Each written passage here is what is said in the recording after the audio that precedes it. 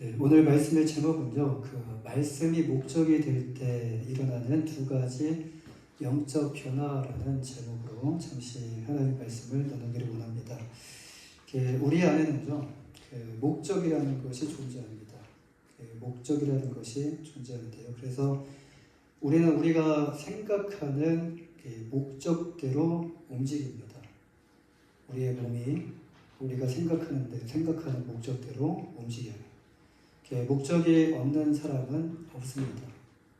이 말씀을 듣고 지금 나에게도 이 목적이 있는가라는 갑자기 이런 생각을 하시는 분도 계실 겁니다. 그런데 목적을 아직 발견하지 못했을 뿐이지 목적이 없는 사람은 없다라는 말씀이에요.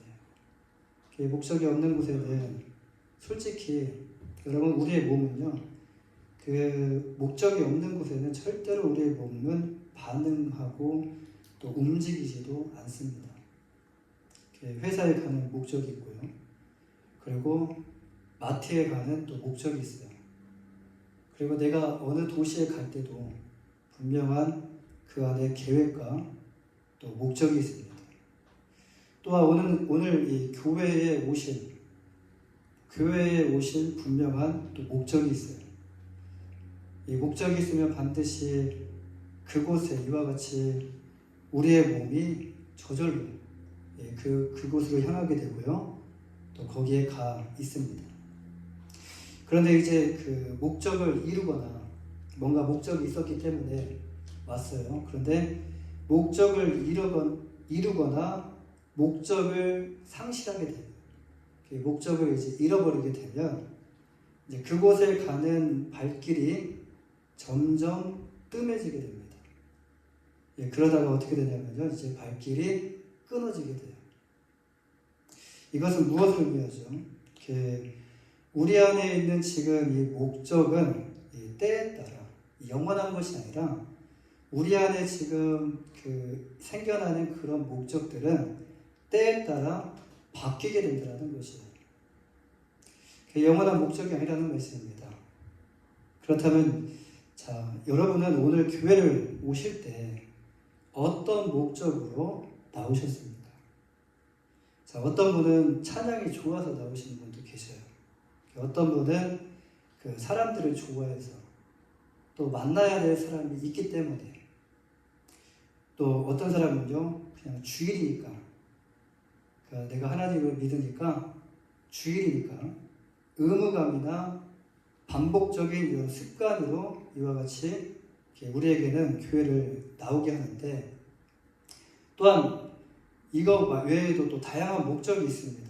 그런데 우리가 교회에 나온 목적은 지금 제가 앞에 말씀드린 이 목적이 아니라 하나님을 예배하기 위한 목적이 되어야 된다는 말씀이에요. 하나님을 예배하고 하나님을 찬양하기 위한 목적이 되어야 됩니다. 이게 하나님께서 우리를 창조하신 목적이기 때문에 그렇습니다. 성경은 우리에게 이렇게 말씀해요. 하나님께서 우리를 창조하신 목적이다. 하나님을 찬양하기 위해, 하나님께 영광 올려드리기 위해, 하나님의 영광이 되기 위해. 예배를 통해 하나님을 만나고요, 하나님이 우리의 삶의 전부가 되신다는 것이 성령 하나님께서 깨닫게 해주시는 축복이 여러분 안에 임하시기를 주님의 이름으로 간절히 소망합니다. 목적하면 어떤 책이 떠오르시죠? 목적. 조금 오래된 책인데 기독교 안에서 굉장히 유명한 책입니다. 목적하면 떠오르는 책이 있어요. 교회를 오래 다니신 분은 아마 아실 텐데요. 세들백 교회의 리고렌 목사님이 쓴 목적이 이끄는 삶이 아마 떠오르실 거예요. 그 책에서 리고렌 목사님은요, 이렇게 말을 해요. 인류학자들은 사람들이 어느 문화권에서 살든지 본능적으로 무엇인가를 섬긴다는 것을 알았다는 거예요. 인류학자가. 이것은 누구에게나 다 신적인 존재와 뭔가 이렇게 연결되고 싶다는 하나님이 인간 안에 만들어 놓으신, 보이지 않지만 인간 안에 심어 놓으신 우주적인 갈망이기 때문에 예배는, 지금 우리가 드려지는 예배는 먹는 것, 우리가 항상 수시로 먹죠. 먹는 것과 또는 숨 쉬는 것과 마찬가지로 이 예배는 굉장히 자연스러운 것이다 라고 말을 해요. 우리는 어떤 대상을 섬기고 예배하는 것을 갈망한다는 말씀이에요. 뭔가를 섬기다 보면 지치고 힘들죠. 그러나 좀 쉬고 나면은 다시금 어떤 마음이 드냐면 뭐 좀 섬겨야 되는데 라는 이런 우리의 마음 가운데 들게 됩니다.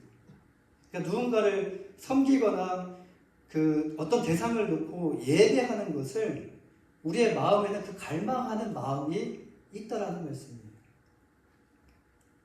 하나님을 예배하지 못하면요, 여러분 우리는 항상 하나님 외에, 하나님이 아닌 그 하나님의 자리에 다른 대체물을 찾거나 그 다른 대체물을 또 만들게 되는데, 그 대체물이 심지어는요 우리 자신이 될 수도 있고요, 우리의 가족이 될 수가 있어요. 하나님이 우리에게 이러한 욕구를 주신 것은요, 그분이 예배하는 자를 찾으시고요, 그분이 예배하는 자를 원하시기 때문에 그래요. 그런데 많은 사람들이 하나님이 아닌, 하나님 하면은 그 말조차, 그 단어조차도 듣기 싫어하는 그런 또 사람들도 있어요. 근데 하나님이 아니라 다른 대상의 목적을 두고 살아간다는 말씀이에요. 하나님을 알지 못하기 때문에 그렇던데요.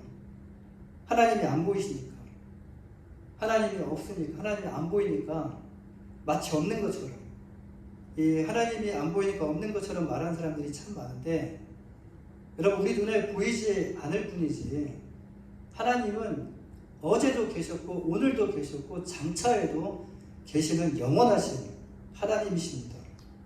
이렇게 하나님을 알지 못하면요, 우리는 이제 어떻게 합니까? 다른 대체물을 찾거나 다른 대체물을 만들게 되는데, 이 삶의 목적이 자녀에게 있는 사람이 있어요. 또는 삶의 목적이 남편 하나만 바라보는 사람이 있어요. 또는 자기 자신에게 있는 사람이 있고요. 또는 물질과 돈과 명예에 두고 살아가는 사람들이 있다라는 거예요. 이와 같이 사람들은요, 자신 안에 있는 것에 삶의 목적을 두고 살아갑니다. 보이지 않게 무의식 중에 자신 안에 뭔가를 만들어서 그것을 바라보며 살아갑니다. 우리는 우리도 모르게 누군가의 영광이 되기를 원해요. 누군가가 인정을 하기를 원하죠. 누군가가 인정을 하기를 원해. 인정받기를 원합니다. 누군가를 또 예배하며 삶을 살아가기를 원한다는 것입니다.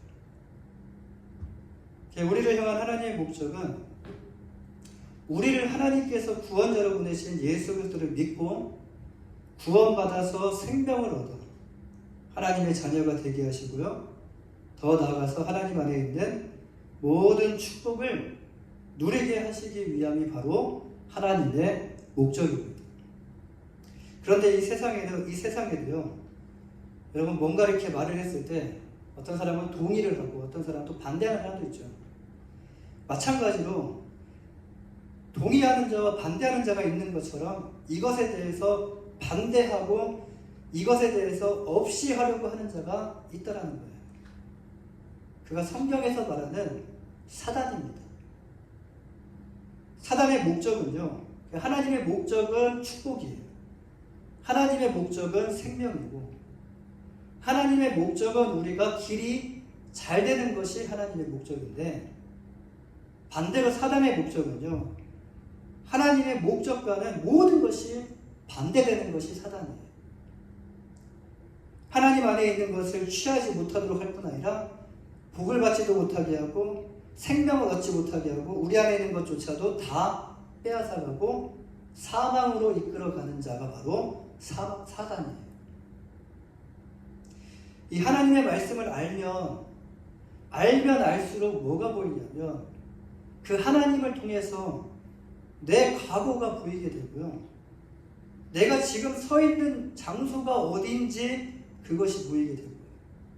그리고 내가 이제부터 걸어가야 될 길이 어딘지가 확실하게 보이게 된다는 말씀이에요. 하나님은 우리에게 비전을 주시는 하나님이시다. 하나님은 우리에게 사명을 주시는 하나님이시다. 오늘 또 말씀을 통해 생명을 주시기 위해 하늘 보좌를 버리시고 육신의 몸을 입고 오셔서 십자가에 달려 죽으신 예수님을 또 만나는, 지난주도 만나셨지만 이번 주에도 또 만나는 그 축복을 누리시기를 주님의 이름으로 간절히 축원합니다. 오늘 본문에 보시면요, 이제 그 예수님께서 초막절을 지키시기 위해 예루살렘 오르시는 내용으로 시작이 됩니다. 초막절이 뭐라고 말씀드렸죠? 유대인들이 반드시 지켜야 되는 그 3대 절기 중에서 하나의 가장 큰 명절이다라고 말씀을 드렸어요. 이 초막절에는 특별히 그 출애굽 후에 40년간 광야 생활 가운데서 그들에게 베풀어 주신, 광야 생활 동안 그 뜨겁고 그 밤에는 추웠던 그 환경 가운데서 그들에게 베풀어 주신 하나님의 은혜를 기억하여 또 기념하기 위해서 만든 절기가 바로 초막절이에요. 이것은 구약에서 하나님께서 이스라엘 백성들에게 반드시 지켜야 하는 계명으로 주신 것입니다.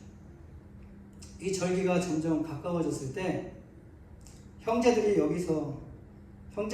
지금 이방의 갈릴리 이 변두리에서 시골에서 이러지 마시고 사람들이 많이 모이는 그 예루살렘에 올라가셔서 기적을 보이시고, 거기서도 동일하게 여기서 보이셨던 오병이어와 여기서 보이셨던 그 칠병이의 그 기적, 그리고 병자들을 낫게 하셨던 그 기적들을, 여기서 보였던 그 기적들을 예루살렘에 올라가셔서 동일하게 똑같이 거기서도 그 기적을 보이시고 예수님이 곧 메시아이심을 나타내소서라고 예수님을 자극했어요.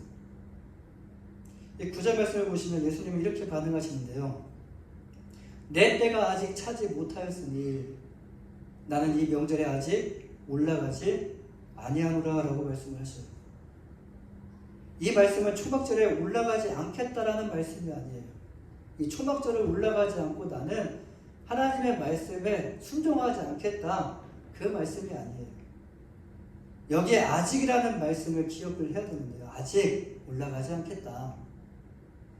그런데 하나님의 말씀에 반하는 어떤 사람들은요, 이 말씀을 가지고 또 트집을 잡아요. 예수님께서 안 올라가실 거라고 분명히 말했는데 왜 예루살렘에 올라가셨나? 그래서 예수님은 거짓이 없다라고 말하고 참되시다라고 말을 하는데, 이거 지금 예수님 거짓말 하신 거 아니냐?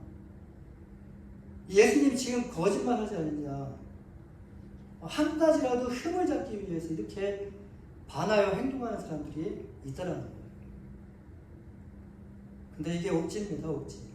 예수님은 올라가지 않겠다고 하신 것이 아니라 아직 올라가지 않겠다라고 말씀하신 거예요. 근데 이제 형제들을 보내시고 예수님도 이제 때가 되셨어요. 초막절이 그 때가 되셔서 초막절을 지키기 위해 예루살렘에 올라가십니다. 어떻게 올라가셨다고 말씀하죠? 10절 말씀이에요. 우리 10절 말씀을 함께 읽어볼까요? 10절 말씀. 첫 구절입니다. 10절 말씀을 함께 보겠습니다. 시작. 그 형제들이 명절에 올라가실 때 나타내지 않고 은밀히 가시니라. 은밀히 가시니라. 10절 말씀을 보시면 은밀히 가시라라고 말씀하죠. 이 말씀은 곧 드러내지 않고 자신의 모습을, 자신의 정체를 드러내지 않고 조용히 올라가셨다라는 말씀이에요. 조용히. 초막절에 얼마나 사람들이 그 자리에 예루살렘에 모이게 되냐면 약 200만에서 300만이 되는 많은 사람들이 초막절 명절을 지키기 위해서 거기에 모이게 돼요. 그 안에서 이제 어떤 말들이 오고 가고 있습니까? 11절, 13절 말씀에 보시면 두 가지의 말이 오고 가고 있어요. 하나는 예수님을 좋은 사람이다. 좋은 사람이 아니면 이런 일을 행할 수가 없다. 어떤 사람은 예수님을 선지자라고도 말을 하고 어떤 사람은 예수님을 저분이 정말 메시아가 아닌가, 메시아일 수도 있다라고 말을 합니다. 근데 다른 한 부류는요, 반대의 성향을 가지고 있는 한 부류는 예수님을 사람들을 미혹하는 사람이다라고 말을 하는데, 여기서 지금 이 미혹은요, 단지 유혹하고 미혹하는 그런 의미가 아닙니다. 예수님을 어떻게 표현을 했냐면 마귀 활동에 대한 의미가 내포하는 것이에요. 예수님 지금 마귀 활동을 하고 있는 거야. 그러니까 예수님이 거짓 선지자시고 귀신 들린 자고 마귀의 앞잡이라고 지금 모욕적인 말을 하고 있는 거예요. 이 미혹하다라는 말이에요. 근데 이제 초막절 중간이 되었을 때 예수님께서 성전에 올라가셔서 처음에는 은밀하게 조용하게 자신의 모습을 드러내지 않고 올라가셨지만 이제 초막절 중간이 되었을 때 예수님께서 성전에 올라가셔서 모든 사람들 앞에 보이시고 하나님의 말씀을 가르치시기 시작을 해요. 이제 드러내서 가르치기 시작을 하셔요. 사람들이 예수님께서 가르치시는 말씀에 대해 놀랍니다. 저 입에서 어떻게 저런 말씀이 나오지? 지금까지 한 번도 들어보지 못한 그 랍비의 전통을 통해서 랍비들이 말하는 그런 말이 아니라 놀라운 하나님의 그 말씀, 권위 있는 하나님의 말씀이 선포되니 사람들이 놀라기 시작해요. 근데 왜 놀랬죠? 예수님께서 유대인들은 이미 가정에서 성경을 배웁니다. 기초 성경을 배워요. 그리고 예수님이 회당에서 또 율법 교육을 받으셨어요. 그런데 전문적인 랍비 학교에 다니신 적이 없다라는 거예요. 어떤 랍비보다도 더 뛰어나게 가르쳐셨기 때문에 사람들이 지금 이렇게 놀랄 수밖에 없었다는 거예요. 왜 놀라서 입을 다물지 못하는 사람들에게 예수님께서 지금 가르치시는 이 말씀이 누구에게로부터 온 것임을 드러내시냐? 자, 누구에게로부터 온 것임을 드러내시냐? 바로 하나님께로부터 온 것임을 말씀을 하셔요. 그런데 이것은 누구만이 알 수 있느냐? 하나님의 뜻대로 하나님의 말씀에 순종하며 살아가는 그 자들이 그 진리를 알 수 있다라고 말씀을 하셔요.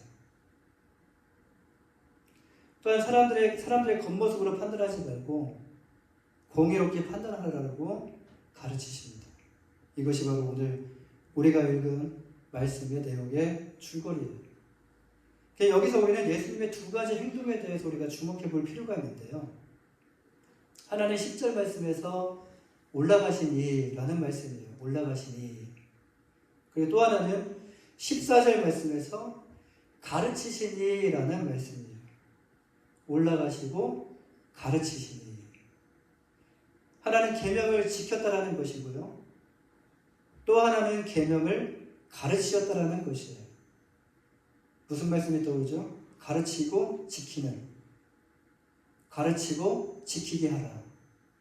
마태복음 28장 19절 20절 말씀에 그러므로 너희는 가서 모든 민족을 제자로 삼아 아버지 아들과 성령의 이름으로 침례를 베풀고 내가 너희에게 분부한 모든 것을 가르쳐 지키게 하라 라고 말씀하시죠.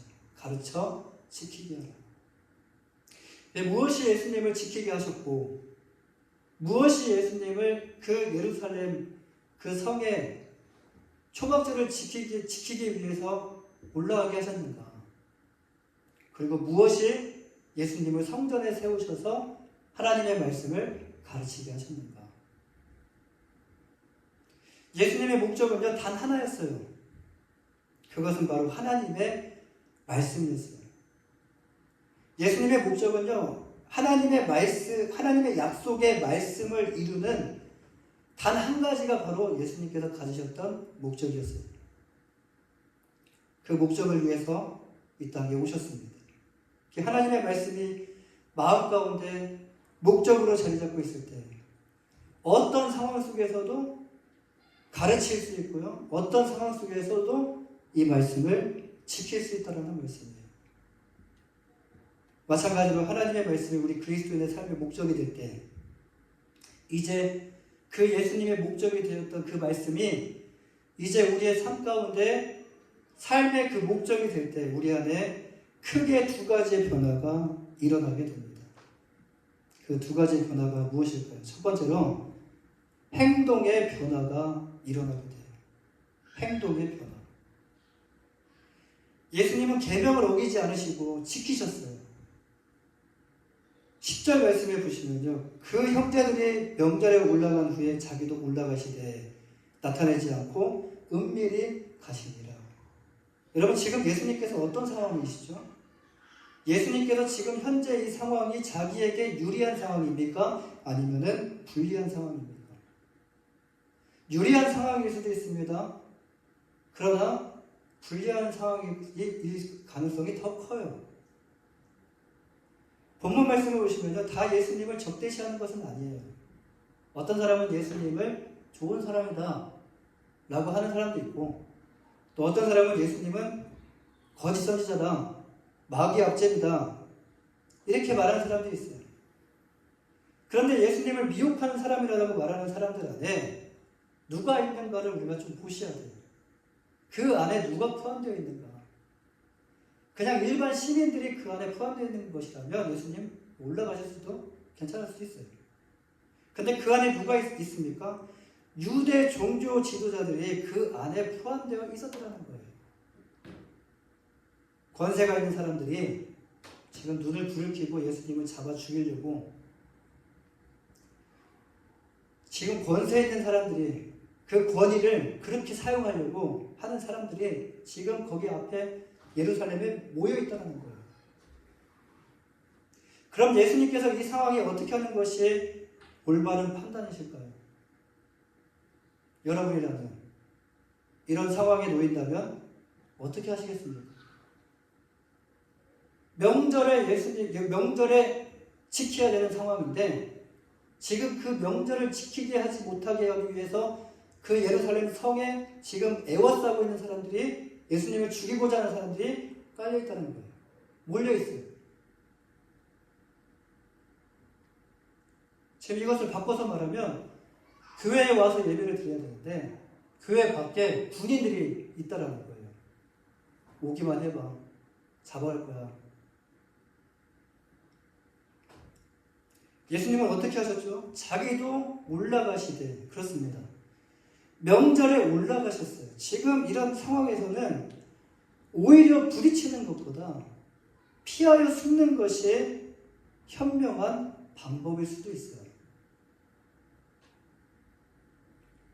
명절 한번 어긴다고 해서 죽는 것은 아니기 때문에 수많은 사람들이 예루살렘의 그 유대인들이 다 이 명절을 지켰을까요?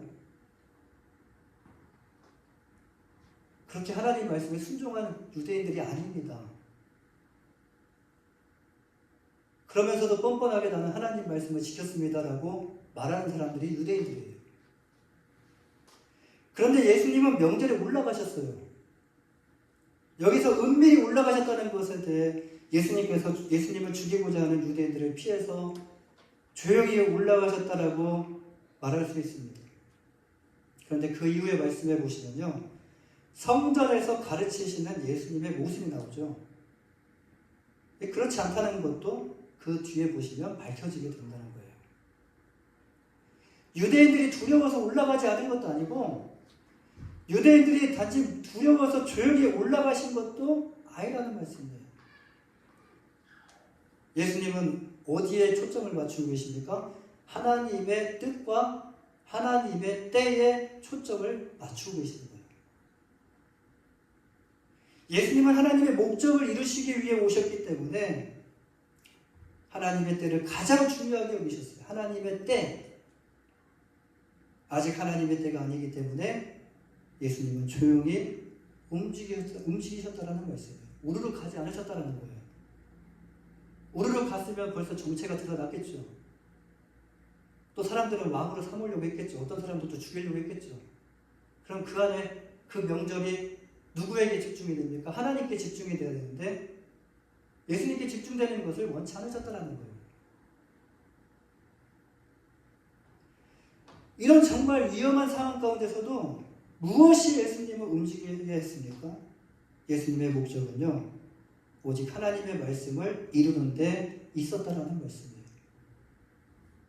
하나님의 말씀이 그냥 우리가 아는 그런 말씀이 아니라 우리가 알고 우리가 지금 지식으로 이렇게 알고 있는 이런 말씀이 아니라 하나님의 말씀이 우리의 삶의 목적이 될 때 우리의 마음 가운데 그 하나님의 말씀이 자리를 잡고 그 말씀이 우리의 삶의 목적이 될 때 우리가 처해 있는 상황과 환경에 상관없이 우리의 몸은 움직이게 된다는 말씀이에요. 하나님의 말씀은요, 우리의 삶을 어디로 이끄시죠? 우리가 원치 않는 방향으로 하나님께서 움직이실 수도 있어요. 우리의 계획과는 달리, 우리의 목적과는 달리 하나님의 말씀이 정반대로 우리를 이끄실 수도 있어요. 그런데 하나님의 말씀은요, 예배의 자리 가운데 나오게 하게 하시고요, 또 예배의 자리 가운데 나오지 못하게 하는 많은 상황과 환경이 있지만 그럼에도 불구하고 그 모든 것을 뚫고 하나님 앞에 나와 예배하게 하십니다. 왜 하나님께 예배하게 하십니까? 예배가 곧 생명이고 예배가 곧 축복이기 때문에 그래요.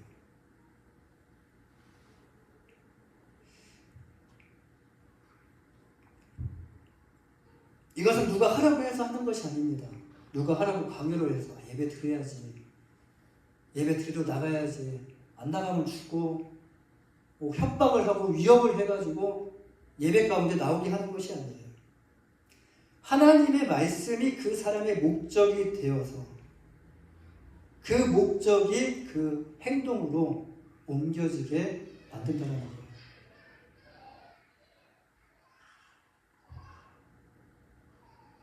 두 번째로, 첫 번째는 행동의 변화가 일어나고요, 두 번째로 언어의 변화가 일어납니다.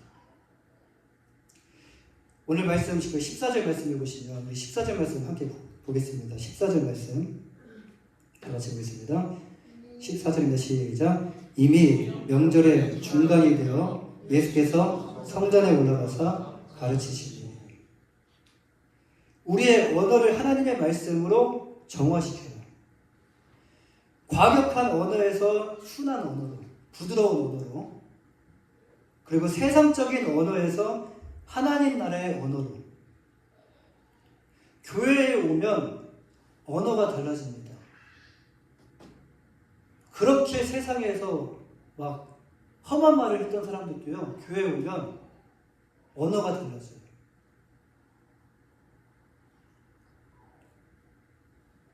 욕을 하던 사람들도 교회에 오면 교회 안에서는 순한 양처럼 돼요. 교회는 욕하는 곳이다 이라는 것을 알아요.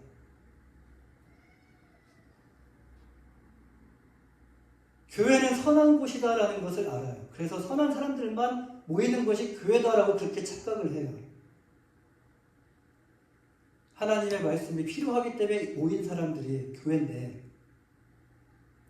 나에게는 의가 없고 내 안에 의가 필요하기 때문에, 나에게는 구원이 없고 내 안에 구원이 필요하기 때문에 모인 사람들이 교회인데, 교회는 선한 사람들이 모이고 교회는 의로운 사람들이 모이고 교회는 죄 짓지 않은 사람들이 모이는 곳이라고 세상 사람들은 또 착각을 합니다. 근데 욕하는 사람들도 교회에 오면 욕을 하지 않게 돼요. 순한 양처럼 되고 언어가 욕이 빠지고요, 욕이 빠져요. 그리고 부드러운 언어로 달라지게 돼요. 그런데 교회만 또 나가면 어떻게 됩니까? 그게 정말 성령께서 역사하셔서 내 안에 언어 순화를 하지 않으면은 또 교회를 이제 나가게 되면 어떻게 하죠? 똑같이 세상과 똑같은 삶을 살아가게 된다는 거예요. 욕을 하게 돼요. 나가자마자 욕을 하게 돼요. 욕을 하지 않은 사람이 욕을 달고 사는 그룹에 있으면은 어느 순간에 욕을 하는 자신의 모습을 발견하게 됩니다. 나도 모르게 내 입에서 막 욕이 나와요. 자연스럽게. 이게 욕인지 욕이 아닌지 구분하지 못하고 분별하지 못하고 계속 내 입에서 그렇게 나와요. 반대로 욕을 하지 않는 그룹에 있으면요, 욕을 하던 사람도 욕을 하지 않게 돼요. 처음에는 욕을 하겠지만 점점 자신의 뭔가 잘못된 그런 언어 습관을 발견하게 돼요. 이게 그룹의 효과입니다. 공동체의 효과예요. 그런데 이 그룹만 벗어나면 똑같이 말한다는 거예요. 왜 그럴까요? 내면의 변화가 없기 때문에. 내면에 성령님께서 터치해 주시지 않으시고 성령님께서 내면 가운데 계시지 않기 때문에 여기에 있으면은 달라진 것처럼 보이는데 밖에 나가면 똑같더라는 거예요. 속사람이 변화가 되지 않았기 때문에, 다시 말해서 내면의 변화가 일어나지 않았기 때문에 그 순간에만 그렇지 않은 사람이 된다는 겁니다. 외부의 환경도 중요하지만, 여러분, 외부의 환경도 중요하지만 그만큼 더 중요한 게 또 내면의 변화가 더 중요합니다. 내면의 변화. 외부의 환경을 바꾸면요, 내면의 변화가 일어날 것이라고 생각을 해요. 세상 사람들이. 그럴 수 있습니다. 그렇지만 사람은요, 쉽게 변하지 않아요. 속사람의 변화가 일어날 때 어떤 사람과 어떤 상황과 환경 속에서도 동일한 언어가 나오게 된다는 말씀이에요. 지금 여기서 하나님 나라의 언어를 썼다면, 내 안에 속사람의 변화가 일어났다면 세상에 가서도 동일하게 하나님 나라의 언어를 쓰려고 노력한다는 거예요. 그렇다면 하나님의 말씀이 우리 안에 있다면 우리의 언어는 어떻게 될까요? 하나님의 말씀을 나누고 하나님께서 주신 그 은혜를 서로에게 간증하고 하나님의 말씀을 함께 배우기를 힘쓰고, 그리고 가르치는 언어로 하나님의 말씀을 서로 가르치면서 고쳐주는 그 언어로 달라지지 않을까요? 예수님께서 지금 자신의 목숨을 노리는 유대 종교 지도자들을 피하지 않으시고 정면으로 부딪히시면서 당당하게 하나님의 말씀을 지금 가르치는 거죠. 무엇이 지금 예수님을 성전에 세우셔서 그 수많은 유대 종교 지도자들 앞에서 하나님의 말씀을 가르치게 하시는가? 하나님의 말씀이 곧 예수님의 삶의 목적이 되셨기 때문이라는 말씀입니다. 우리의 삶의 목적 또한 하나님의 말씀이 되면요, 우리의 입술에서 나오는 언어는 달라지게 됩니다. 하나님의 말씀으로 서로를 축복하는 언어가 될 것이고, 우리가 가르치는 하나님의 말씀을 통해서, 우리가 전하는 그 하나님의 말씀을 통해서 이웃이 복을 받게 되고, 더 중요한 것은요, 말씀을 전하는 자의 삶에 지금 말씀이 흘러나오는 그 입술에, 그 삶에 하나님께서 큰 축복을 주신다라는 말씀이에요.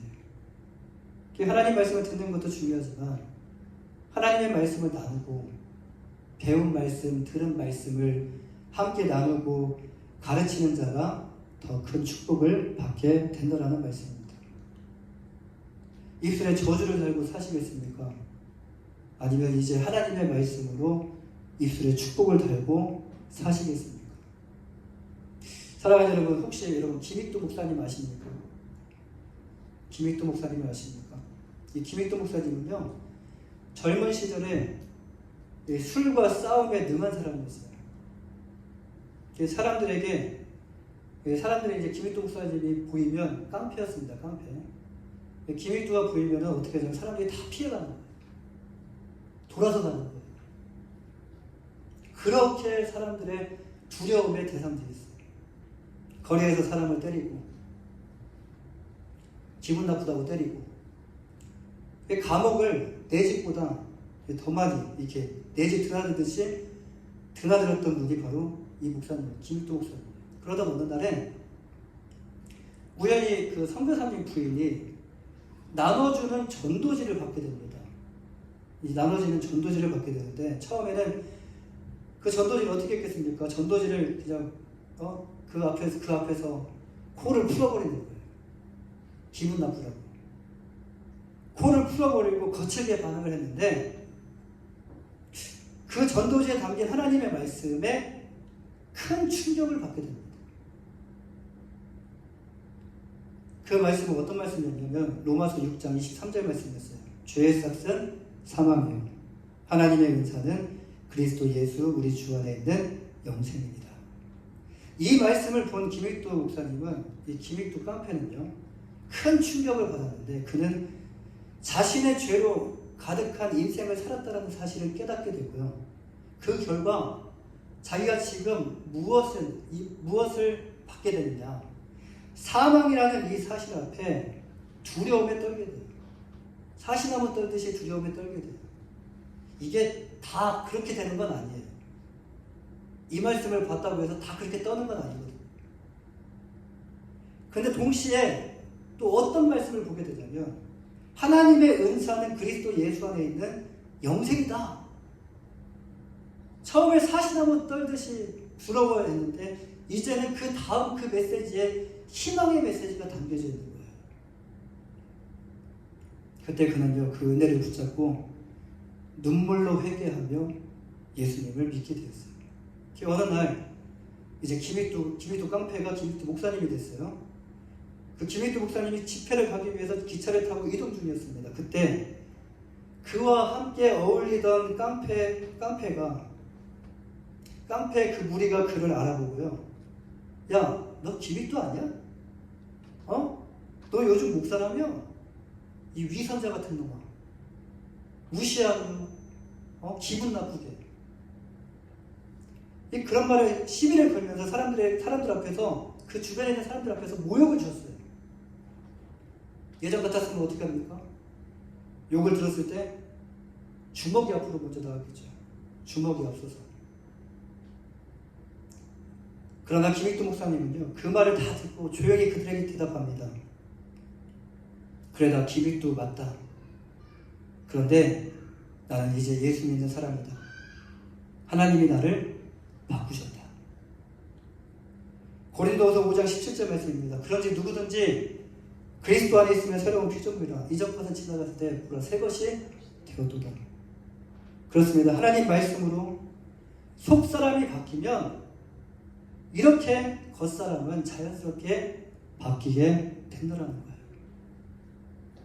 하나님을 만나면요, 하나님의 말씀이 이제 우리의 삶의 목적이 되는데, 우리의 속사람이 하나님의 말씀으로 바뀌고, 이제 오늘 우리에게 주신 이 말씀과 같이 겉으로 나타나는 우리의 행동과 우리의 언어가 영적으로 달라지게 된다는 말씀이에요. 참된 그리스도의 삶이 무엇입니까? 하나님의 말씀이 우리의 삶의 목적을 두고 살아가는 자가 참된 그리스도인이 아닐까요? 그 목적이 우리를 이끄는 삶이 또 바로 그리스도인의 삶이 아닐까요? 그리스도인은 그리스도를 닮은 사람들을 그리스도인이라고 말을 해요. 그리스도와 같은 사람, 그리스도를 닮은 사람, 이게 우리가 그리스도인이에요. 하나님의 말씀이 여러분 삶의 목적이 되어서, 여러분의 마음의 삶의 목적이 되어서 행동과 언어의 변화가 일어나 하나님의 큰 축복을 받고, 하나님의 받은 그 축복을 또 나만 누리는 것이 아니라 이웃에게 기쁨으로 나눠주는 여러분의 삶이 되시기를 주님의 이름으로 간절히 축원합니다. 기도하겠습니다.